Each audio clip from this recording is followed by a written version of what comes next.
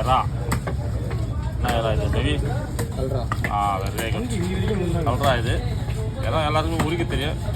But உரிக்க தெரியாதவங்க பார்த்து உரிக்க தெரியும். எறா பிரியாணி செய்யுங்க, நல்லாயிருக்கும். எறா பிரியாணி, எறா கிரேவி, அது வந்து எறா தொக்குன்னு சொல்லுவாங்க, அதான் கிரேவி தானே அது.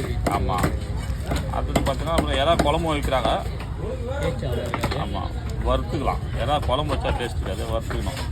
பிரியாணி மஜா. அதை விட இன்னொரு ப்ளஸ் பாயிண்ட் என்னன்னா இதில் அழுக்கு எடுக்கும். ஆமாம், நரம்பு எடுக்க தெரியும். இப்போ தெரியாதவங்களும் இருக்காங்க. தெரியாதவங்களுக்கு தான் இந்த எக்ஸாம்பிள். அதில் ஒரு கோடு சின்ன அவ்வளோதான். ஒரே ஒரு கோடு போட்டு இந்த மாதிரி இந்த அழுக்கு எடுத்துடலாம். இந்த லாஸ்ட் 2 வரையிலையும் வரும், அது எடுத்து வேண்டியது தான். ஓகே,